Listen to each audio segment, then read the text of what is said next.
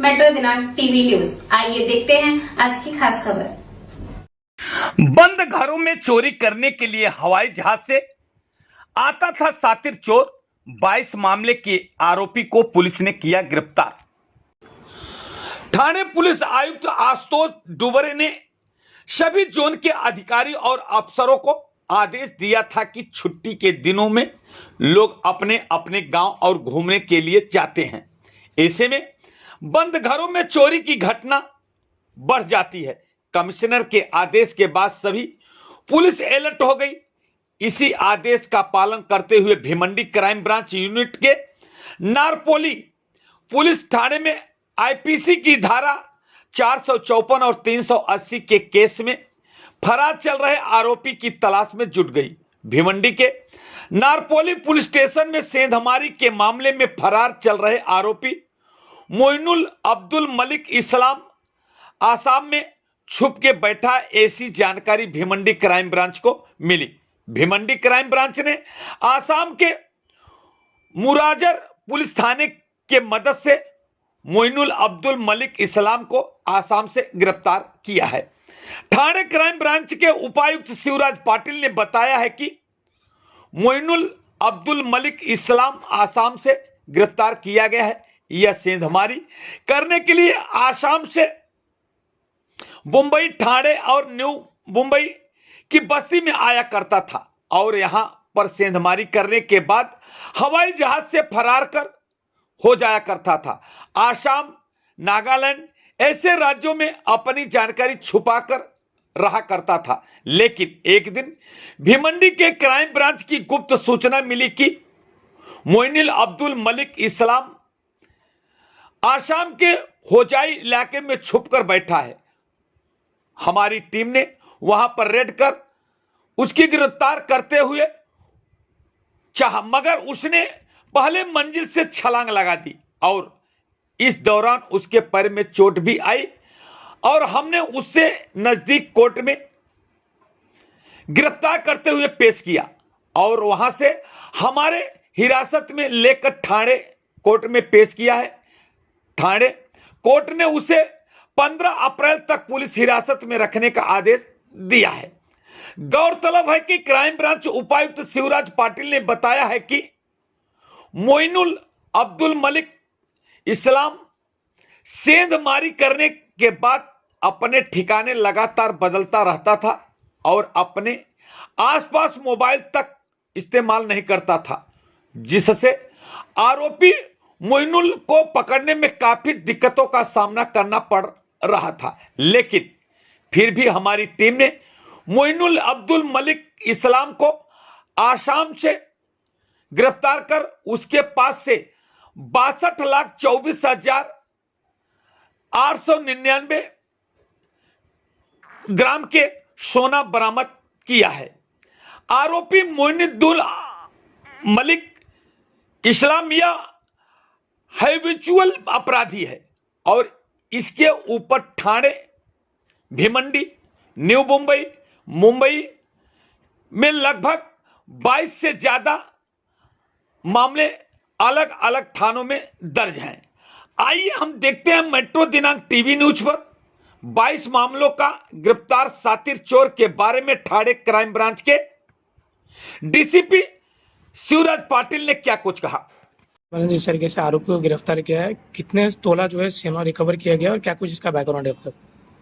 थाने police आयुक्तालय के हद में जो कोई प्रॉपर्टी ऑफेंसेस हो रहे हैं उसके तहत माननीय पुलिस आयुक्त आशुतोष डुमरे सर ने आदेशित किया है। उसके हिसाब से क्राइम ब्रांच भी उसके ऊपर काम कर रही थी।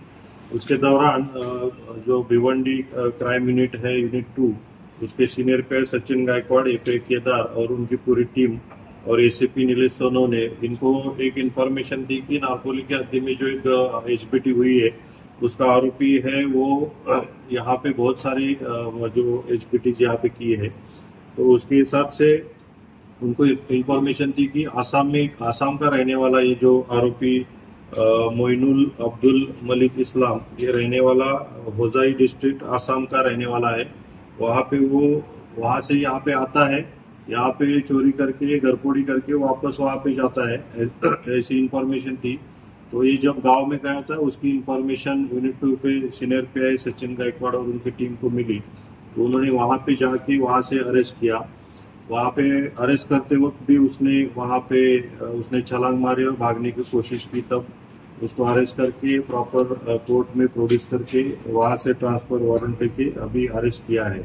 तो इसका मोडस ऐसा था कि वो वहां से बाय एयर ट्रैवल करता था, बाय प्लेन ट्रैवल करता था, यहाँ पे आके चोरी करता था और वापस फिर वहां पे जाता था। तो पुलिस को भी गुमराह करने की कोशिश इसमें थी। तो बहुत ही अच्छी इंफॉर्मेशन निकाल के यहाँ पे उसको अरेस्ट किया गया है। ये जो अरेस्ट किया उसके इंट्रोगेशन में लगभग 22 गुने इसमें ओपन हुए हैं, जिसमें से 19 गुने थाने पुलिस आयुक्तालय के हैं और 2 गुने नई मुंबई पुलिस आयुक्तालय के और 1 गुना मुंबई पुलिस आयुक्तालय का है। उसमें लगभग 889 ग्राम का सोना बरामद हुआ है। उसकी लगभग कीमत 62,24,000 है।